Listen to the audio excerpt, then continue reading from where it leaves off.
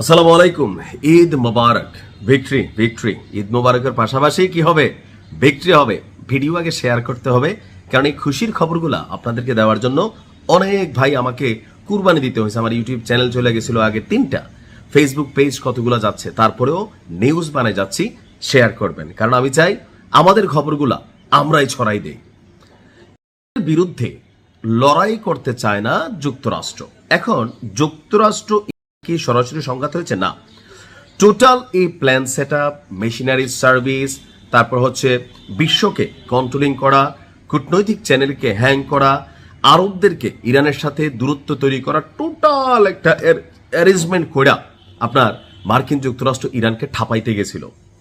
সরকার পতনের বহুত বড় চেষ্টা করছে, কিন্তু কোনো কাজে দেয় নাই। তো যখন দেখছে সরকার পতন করতে পারে নাই, তখনই প্ল্যান করলো কি, যেমনি হোক এই যে ইসলামিক প্রজাতন্ত্রের শাসন ব্যবস্থা, এটাকে শেষ করতে হবে। তো বাইছা নিল কোন রাস্তাটা?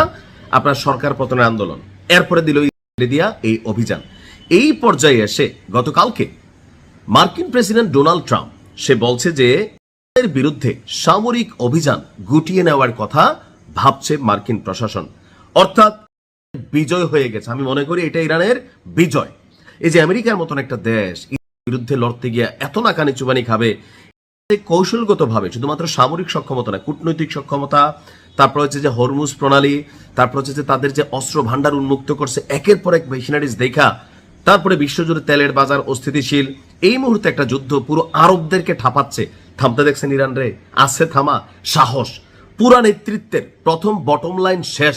কিন্তু ওই যে বাংলাদেশে যেমন জুলাই গণ অভ্যুত্থান আন্দোলন হয়েছিল, 5 জন সমন্বয়ককে যখন ডিবি হারুন নিয়ে গেল, আমরা মনে করলাম আন্দোলন শেষ, কারণ তারা ঘোষণা দিল। কিন্তু আন্দোলনের ছকটা ছিল ভিন্ন। অর্থাৎ বাংলাদেশে যখন আন্দোলন হলো, প্রত্যেকটা সমন্বয়ক এলাকা ভিত্তিক, জেলা ভিত্তিক, পাড়া ভিত্তিক, তারা কিন্তু আন্দোলনকে সিস্টেমে নিয়েছে, কারণ তারা জানতো যে মেইন সিস্টেমে আটকানো হবে। তো ইরানও জানে তাদের প্রধান নেতৃত্বকে শূন্য করা হবে, সেই জন্য তারা মোজাইক ডিফেন্স, আমি একটা ভিডিও দিয়েছিলাম, ওই সিস্টেমে কিন্তু তারা লড়াইটা করছে। তো যার কারণে যুক্তরাষ্ট্র বা যত সহজে ভাবছিল যে ইরানরে বটাই ফেলবে, ইরানরে ডাবাই ফেলবে, সেটা কিন্তু পারতেছে না। ইভেন সামরিক সক্ষমতা নিয়ে তাদের আইডিয়াই ছিল না। আপনি আজকে যখন দেখেন যে ঘটনাগুলো ঘটাচ্ছে, আমরা ভাবছি যে এতটা শক্তিশালী ইরান, আমিও ভাবি নাই। কিন্তু দিন শেষে ট্রাম্প বলছে যে আপনার ইরানের বিরুদ্ধে সামরিক অভিযান গুটিয়ে নিবে। তো এখন তো মানুষের প্রশ্ন, কি রে ট্রাম্প কাকা, কি শেষ তো পোতাই গেলেন? না না, শোনো, আমরা আরো যুদ্ধটা করতাম।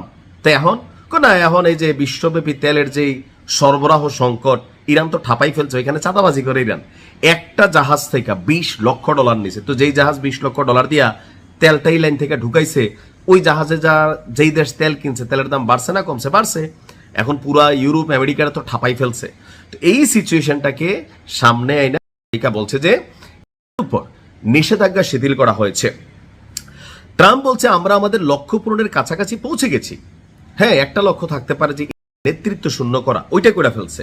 তবে ইরানকে দখল করা, ভাঙা ফেলা, পঙ্গু করা, এটা কিন্তু পারে না। ইরানের বিরুদ্ধে সরকার পতন করায় তাদের গুটি বসানোর প্ল্যানটা, এটা কিন্তু পারে না। তো ট্রাম্প বলছে মধ্যপ্রাচ্যে আমাদের বিশাল সামরিক প্রচেষ্টাগুলো গুটিয়ে নেওয়ার কথা বিবেচনা করছি।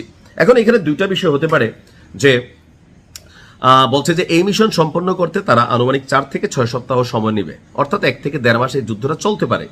তো এর মাঝখানে হয়তো এরকম প্ল্যান হইতে পারে যে এরকম একটা আলোচনা দিয়ে ঠাস করে বড় একটা মিশন চালাবে, একদিনে ডাবাই ফেলবে, অথবা প্রকৃতপক্ষে যেটা বলছে সেটা করবে।